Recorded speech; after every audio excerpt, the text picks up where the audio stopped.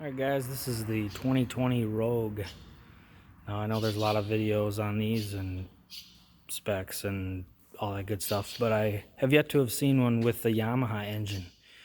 So I just picked this up, hasn't even cut a blade of grass yet. And this has the Yamaha EFI.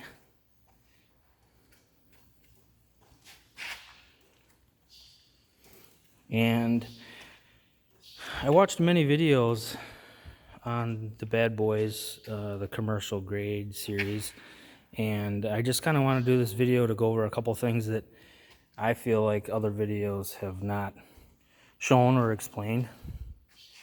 Simple stuff, but no big deal. One of the biggest things I was contemplating about was, should I buy the Rebel or the Rogue? Now, if you've been shopping, you know that the Rebel is roughly $2,000 less than the Rogue.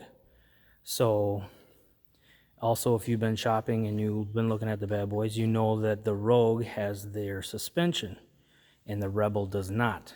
Now, when I was first looking at them, I thought, well, heck, I'm not going to pay, $2,000 for a stupid suspension. It can't be that great. Well, then I really started looking at the Rogues, and I started noticing the differences between the Rebel and the Rogue. So obviously, the obvious is the suspension. I don't really consider it a suspension. I would prefer the word dampeners, which is these big, giant urethane bushings on each side on the front. And then the rear, which you've seen in all the other videos, is the rear swing arms that has the dampeners as well, which I can show you.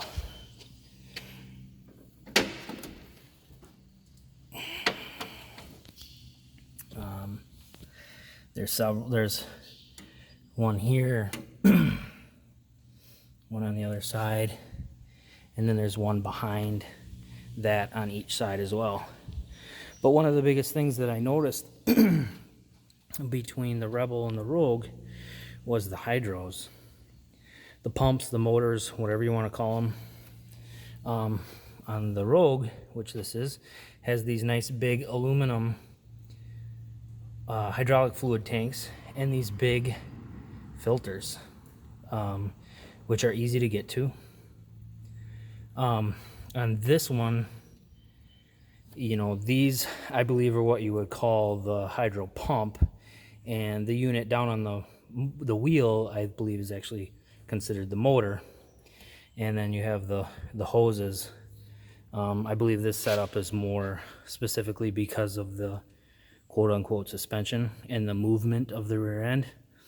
On the Rebel, the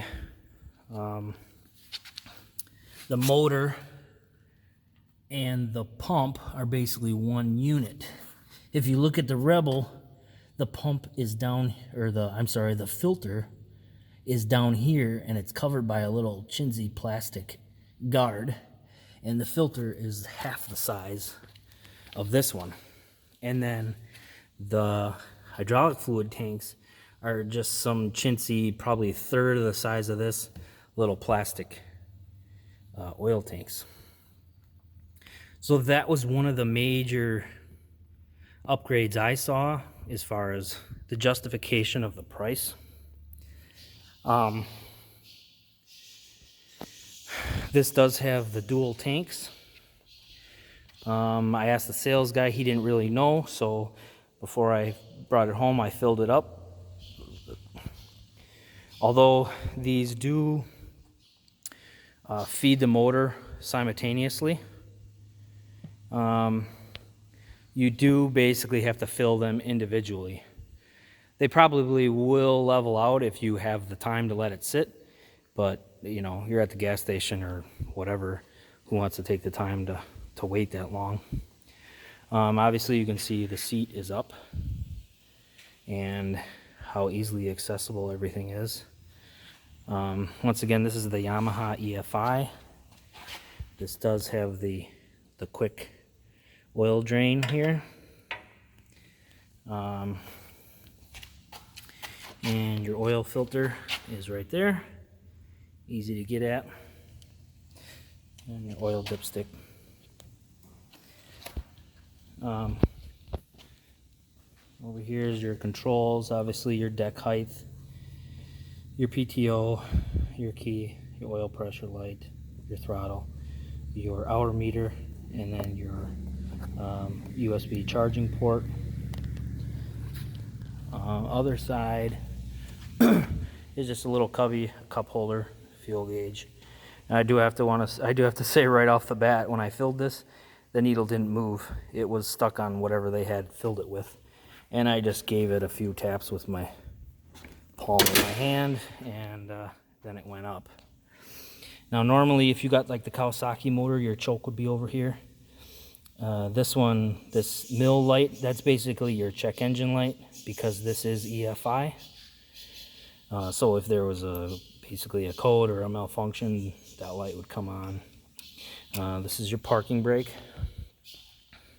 Now this unit, originally I was looking at a 72-inch Rogue with the Kawasaki engine, and my dealer told me that he had this one on order, and I really wanted the EFI. So I said, forget it, I'll wait. And I wanted a 61-inch, not the 72. I know that the 72 won't fit in between some of my trees. So if you're looking at the Rebel, this is a suspension seat. Here's your adjustment for your weight. It also has the armrests. The Rogue does not come standard with the suspension seat. The lower priced Rebel does, because the Rebel does not have the frame suspension or dampening that this does. This, however, to my surprise today when I showed up, had the suspension seat on it. So that is an upgrade. That is, I think it's $300 or $350 upgrade from the seat that would come on the Rogue. So I was pleasantly surprised to see that this is going to have a nice ride with that dampening, frame dampening, plus the suspension seat. Like all the other videos, like I keep saying, to show you, you know, this is adjustment for your arms. These are your adjustments to basically ensure that when you push both arms forward, the machine is going forward and not veering to the left or veering to the right. This does have a deck lock, meaning if you push the deck all the way up, it locks all the way up. And that is your release. Like I said, this has not even cut a blade of grass.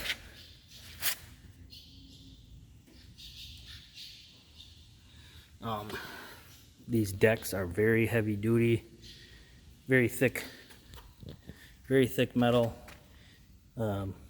angled leading edge with the extra piece on there.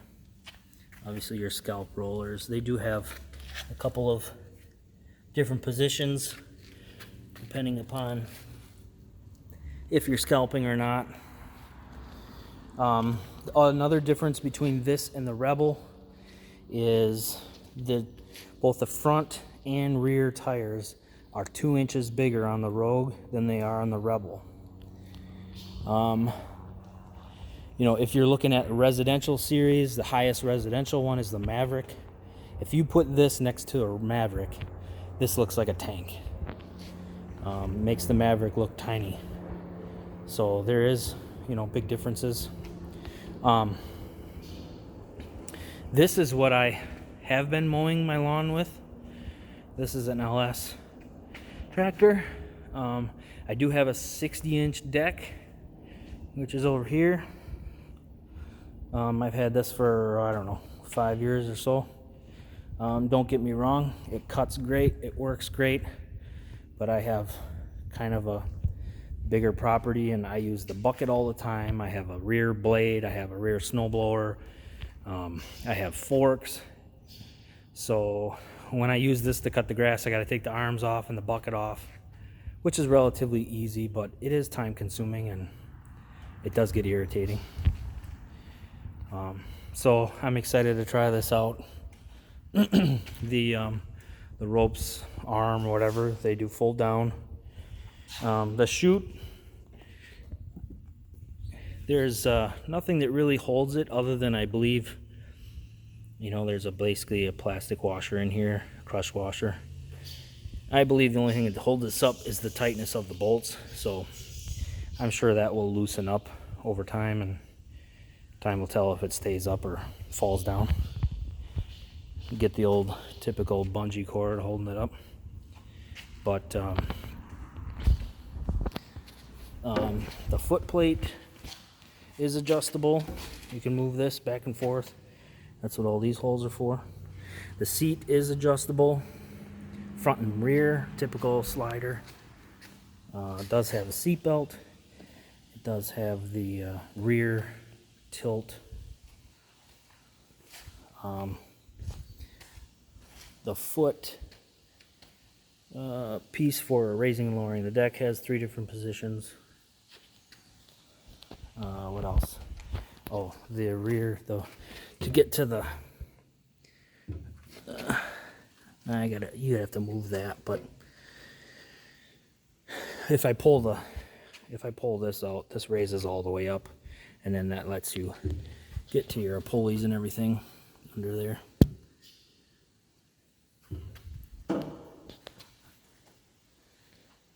And I'll start it up so you can hear it.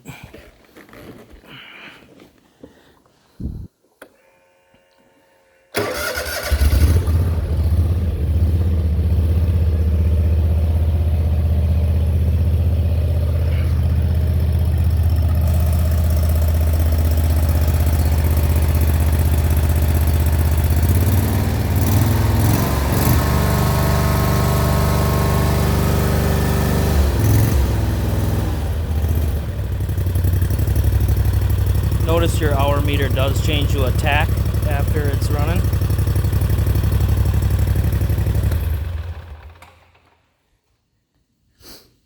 So there we go. That's the lowdown on the 2020 Rogue with the Yamaha EFI 61-inch.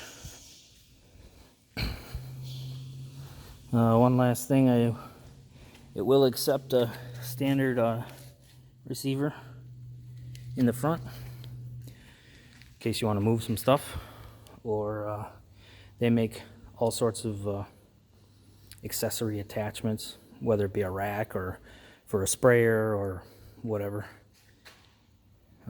But I move everything with this, so I probably won't ever use that. I do probably plan on adding some lights on this, whether I do my own or buy their kit, we'll see. I've added little LED bars on the LS tractor, which work great. But so we'll see. I'm gonna go cut some grass, and I'm gonna do a video of that. That'll be part 2. I have not cut my grass in 4 weeks in anticipation of this coming in. So yeah, I'm excited to try it. So that's the 2020 Rogue.